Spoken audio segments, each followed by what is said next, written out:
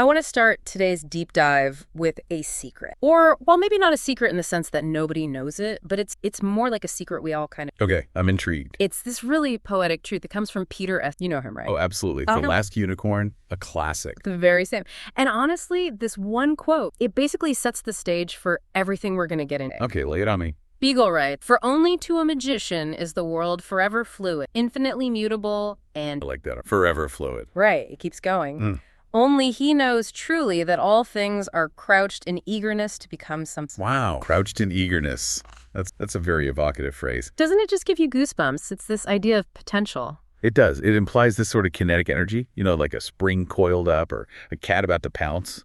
Exactly that. And the big argument we are diving in today, which is based on some really, really fantastic insight from Diane Callahan and her work on storytelling mechanics, is that writers are basically magicians. But I feel like a lot of writers I know, they don't feel like magicians. They feel more like mechanics. Oh, 100%. They're just trying to get the engine to start on a cold morning, Yeah, staring at that blank page usually feels a lot less like you're casting a spell and a lot more like you're, I don't know, trying to tighten a rusty bolt or maybe unclog a drain. It just feels like work. It does. It feels like labor. So where does the magic actually come in? Is it like the fancy prose, the big words? Is it the ability to make people cry? What is it? See, that's the trap right there. We think the magic is in the style or the voice. But if you really look at the source material we have today, the magic is actually structural. It's one very specific mechanism. I mean, if we strip away everything else, all the genre conventions, the dragons, the spaceships, the detective noir trench coats. Yeah.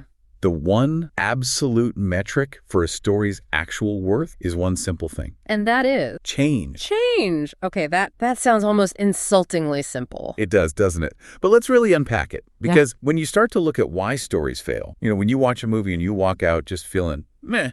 Right, or you put a book down 50 pages in and you can't even remember why. Exactly that. It always comes down to a lack of this one specific dynamic, a lack of meaningful change. Okay, but I have to play devil's advocate for a second. Please do. What if I want no? What if I'm in the mood for a cozy story? The farm boy stays on the farm, he tends his sheep, he drinks his tea, and he goes to bed. That sounds kind of nice. Why isn't that a story? And it is nice. It's valid as a vibe. It's totally valid as like a tableau or a painting. But is it a narrative? So there's a difference. A huge difference. And we have to look at this almost biologically. The human brain is, at its core, a survival engine. Right. It's constantly scanning the environment for new data. If that farm boy comes home at the end of the day exactly the same, with the same sheep and the same tea, your brain effectively goes, okay, no new data here, no threat, safe to ignore, stop recording. Ah, I see. So we're actually biologically wired to find stasis boring because stasis means everything is fine, nothing to worry about. Precisely. We don't watch the pond when it's still. We watch the ripple. We watch the splash. So readers and viewers, they are instinctively looking at two specific points, the beginning and the end. Yeah.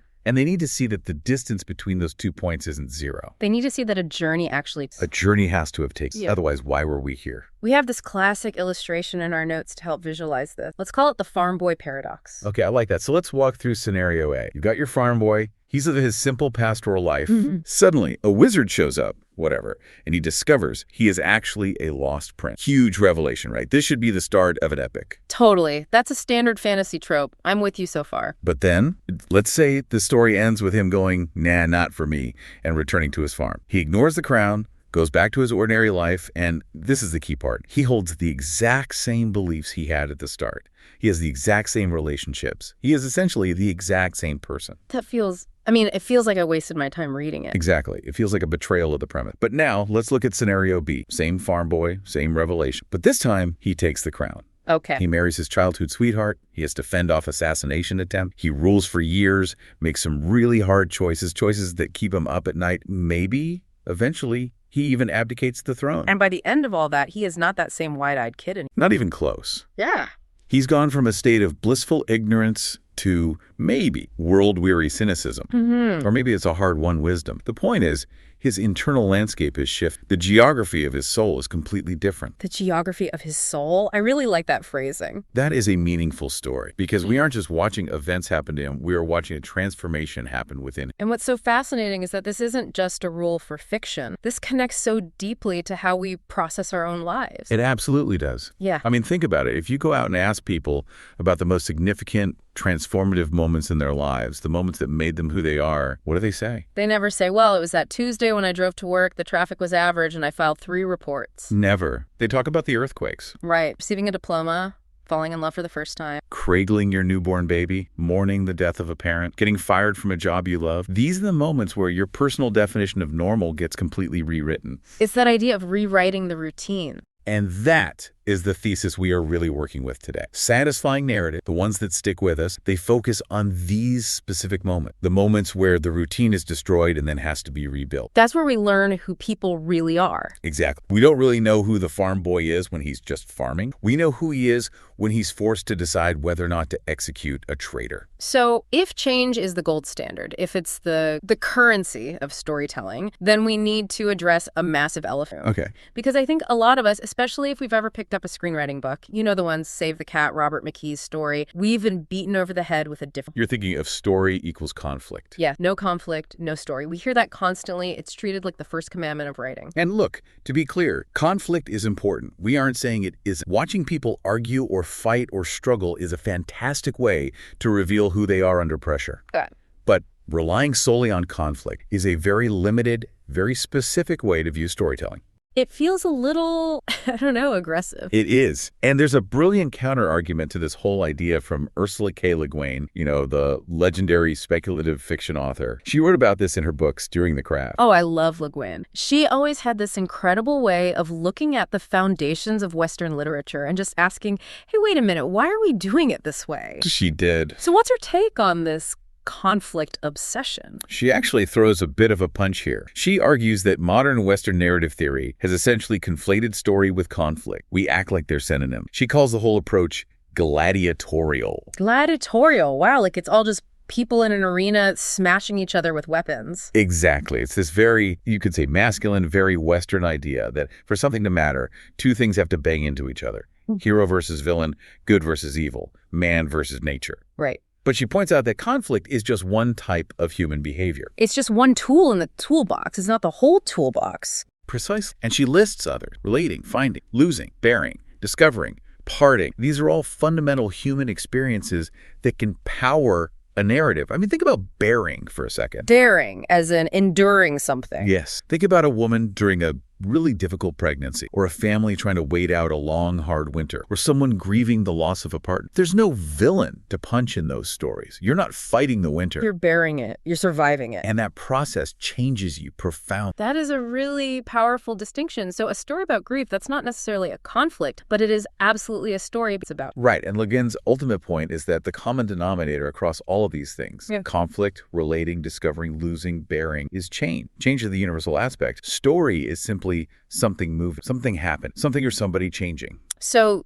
you can have a story without a fist. Absolutely. But you can't have a story without some kind of shift. Correct. If nothing moves, it's a photograph. Yeah. If something moves, it's a movie. It's as simple as that. This brings us to the question of scale then, the scale of change. Because I think when we hear change, just like when we hear conflict, our minds tend to go big. Right, the blockbuster movie version of change. Explosions, wars, massive divorces where plates are being thrown against the wall. The Michael Bay version, yeah. But meaningful change, as we're defining it here, it can be incredibly subtle. It can be on a micro. And often those are the most powerful ones. The source material mentions a really lovely, quiet, a school bully reaching down to pet a dog when he thinks no one is looking. Okay, let's look at that. Why is that a story? Nothing exploded. Nobody won a fight. But in a way, everything exploded.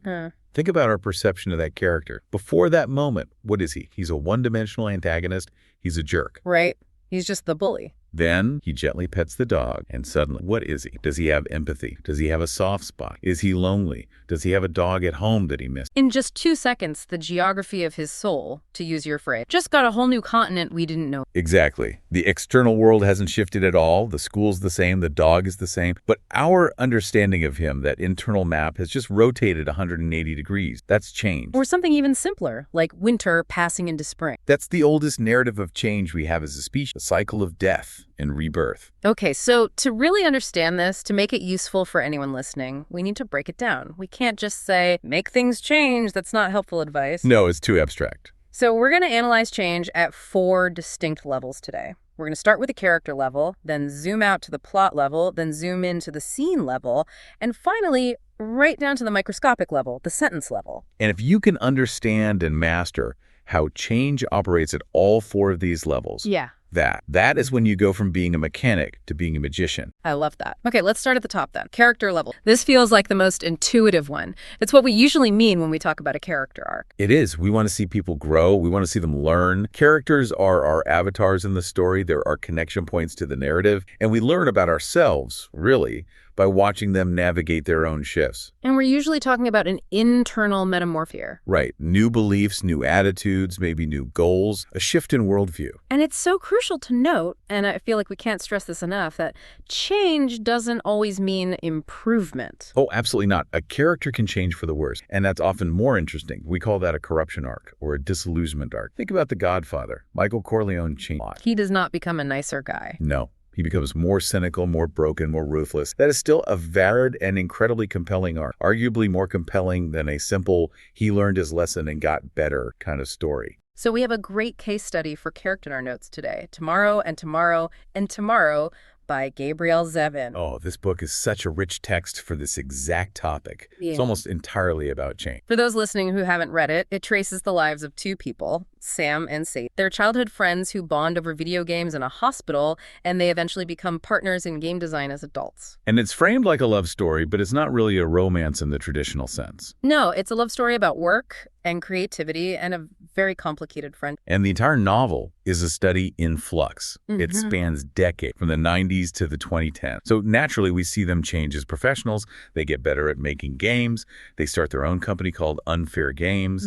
They have to deal with the business side of art. That's the surface level change. Yeah. That's the plot. It is. But the real juice of the story, the thing that keeps you turning the pages, is the relationship. The relationship is the primary vessel of change in this story. They oscillate constantly. They're best friends, then they become estranged ex-friends, then they're just business partners who can barely stand to be in the same room, then they're creative soulmates again. To break and reform over and over. It's this constant cycle, and there's this one specific insight in the book about this whole dynamic, about time and change. Sam has this moment where he's reuniting with Sadie later in life. I think they're in a subway station. Right, yeah. And he has this profound realization. He compares looking at her to time travel. Time travel? How does he mean that? He thinks that looking at a person you've known for a really long time, someone you have that deep, layered history with, is like time travel because you are seeing them in the present and in the past concurrently. Wow.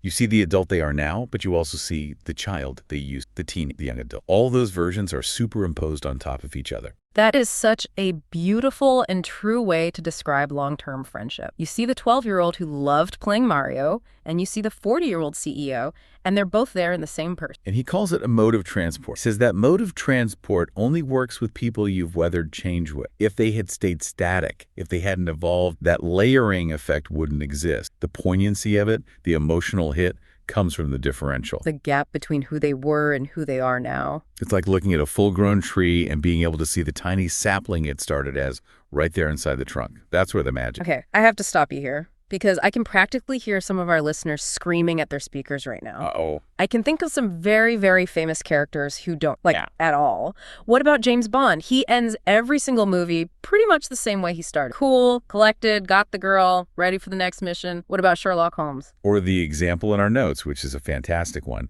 Ignatius J. Reilly from a Confederacy of Dunce. Right. So does this change rule apply to them, or is this a massive plot hole in our... It is not a plot hole, but it's a very special category. We call this the flat arc. A flat arc. So it's a real thing. It's allowed. It is absolutely a thing. But here is the trick, and it's a crucial one. Just because the protagonist doesn't change, that doesn't mean there is no change in the story. Okay, explain that. Because if the main character is just a rock, an immovable object, where's the movement? In a flat arc story, the protagonist acts as a cat. They are the stone that gets thrown into the pond. They don't change. They force the world and the people around them to change. Okay, so let's use Ignatius J. Reilly as... Okay, so for anyone who hasn't had the pleasure, visualize. He's this huge man. He wears a green hunting cap with ear flaps, even indoors. He's obsessed with his pyloric valve, which he claims closes up whenever he's stressed. He is lazy, pompous, completely delusional. He's a nightmare. He's a total nightmare. He refuses to work. He writes these unreadable manifestos on Big Chief tablets. And the entire comedy of the book comes from him stubbornly, absolutely refusing to grow or change in any way. Right. If he had a heartwarming realization in Chapter 3 and decided to become a productive member of society, it would completely ruin the book. It wouldn't be funny anymore. Exactly. But because he is so immutable, so solid in his magnificent awfulness, he forces everyone else in his orbit to shift. Like poor mother. His poor, long-suffering mother. She puts up with him for years. She babies him. She enables him. But eventually, Ignatius is so completely unbearable that he shreds her last nerve. She undergoes a massive change. She gets a backbone. She does. She decides to marry, to get a life of her own, and in the end, she commits him to it. So the story still relies on change. It's just that Ignatius is the cause, not the subject. The world shifts irrevocably because he wouldn't. So the fundamental rule of change still holds. Whether the character changes the world or the world changes the character, something has to give. There has to be movement. That brings us to the actual mechanism of character then. How do we show it? Can't just write, and then he felt different up. That's just bad writing. No, that's telling, not showing. It happens through choice. Stories usually take place at the greatest point of change in a life. We, as authors, drop the reader in when the pressure is at its absolute highest. And under pressure, characters are forced to make. And choices reveal human nature. Every single choice is a fork in the road. And once you choose a path, you can't go back to being the person you were before you made that choice. That is how you chart an arc, one meaningful choice at a time. Okay, let's move on to our second plot level change. So now we're zooming out from the internal to the external. We're talking about the world. Right. If character change is about the question, who am I? Then plot change is about the question, where am I? Or what is happening to me in my world? The world itself, the circumstances of the story, ends up in a different place than where it started. And very often, the plot change is the physical manifestation of the character. They should really work in tandem. One reflects the other. The classic example we have for this is The Giver by Lois Lowry. I feel like almost everyone read this. A staple. But if you haven't, just a heads up, we are definitely going to spoil it. So consider yourself warned. And The Giver is a perfect example because the entire setting is defined by a total lack of change. It's the ultimate sameness. They even capitalize it in the book. Literally, sameness. You get an assigned career, you get an assigned spouse, you get 2 kids per family unit, 1 male, 1 female.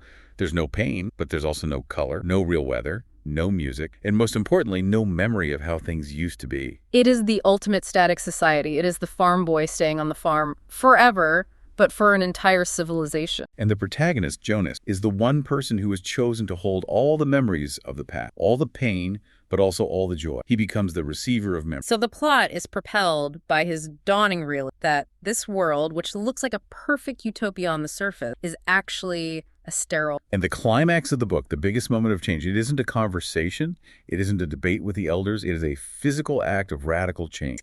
He takes a baby, Gabriel, who is scheduled to be released, which is their gentle euphemism for euthanasia, again, removing any problem to maintain that perfect stasis, and he flees the community. And the imagery that Lowry uses there is so important. He's on a sled. Yes, the sled is the very first memory of joy that he received from the giver. And he rides this sled out of his world and into a new town or maybe a new existence that they only call. And I want to look at the verbs here. Lowry writes about the runners of the sled, slice snow, and the wind with face. It's almost violent. It's an incision. I think Lowry even uses the word incision in the text earlier when talking about how memory. He is literally cutting through the boundary. He's moving from a place of numbness to a place of feeling, from oppression to freedom. The physical journey mirrors the internal journey perfect. That's a really key point. The external plot change often validates or makes real the internal character. Jonas couldn't stay in the community and still be free internally. The internal shift demanded external. Exactly. If he had stayed, that internal change would have just withered and died. The plot proves the character. There's another aspect of plot change that I find really fascinating, which is the return trip. You know, the classic hero's journey where they go out, they kill the dragon, and then they come back to the village. There and back again structure. Classic Tolkien. But if they just come back to the start, isn't that a circle? Visually, they are back in the same kitchen they started in. Isn't that zero change? Visually, yes. But experientially, absolutely not. And this is sometimes the hardest thing for a writer to get right. There is a great quote from the screenplay of The Curious Case of Benjamin Button, which is written by Eric Roth, that just nails this perfectly. Oh, hit me with it. It's a funny thing coming home. Nothing changes. Everything looks the same, feels the same, even smells the same. You realize what's changed is you. That gives me chills every time. It's so powerful because it highlights that context is everything. Think about The Giver again. The book opens with Jonas being frightened by a jet plane flying over the community. Yeah. It's an unscheduled intrusion. It's an invasion. He's scared. Right. But at the very end of the book, he is heading toward a new world on his sled, effectively flying into the unknown himself. The beginning and the end echo each other. He's facing the unknown in both moments, but the context is completely inverted. First, he was a victim of fear. Now he is an agent of hope. That's it. So even if the physical location is the same, the story has changed because the lens through which the character, and therefore the reader, views that location has changed. You can never really go home again because the you that left doesn't exist anymore. The kitchen is the same, but the person drinking the tea in that kitchen is a stranger. Precisely. Okay. Let's zoom in a bit further. We've done character and we've done plot. Now let's talk about scene level change. This, to me, is where the rubber really meets the road for things like pace. This is where most writers get stuck, I think. You have the big idea, you know the character arc you want, but then you're sitting there writing chapter 4 and it just feels sludgy. We have all read those books. It feels like people are just moving furniture around for pages and pages. Or they're just, eating breakfast and thinking about their feelings, or they're walking the dog and nothing actually shifts. Or you get the opposite problem, which is just as bad in its own way. The trauma porn problem. Oh, you mean where it's just one tragedy after another? Nonstop misery? Yeah. Scene 1, the dog dies. Scene 2, there's a car crash. Scene 3, the main character gets a terrible diagnosis. It's just relentless. And that fails because of the numbness factor we talked about earlier. If every single scene is a high-octane disaster, the reader builds up a tolerance. It stops having an impact. It just becomes emotional white. So how do we fix that? How do we find that middle ground between nothing happens and everything is awful all the time? You have to manage the emotional tenor of the scenes, the technique, the trick to flip the mood. Wow. Think of every single scene you write like a battery that has a positive and a negative pole. A polarity. Exactly. Look at the emotional charge at the start of your scene and then look at the emotional charge at the end of your scene. They should not be the same.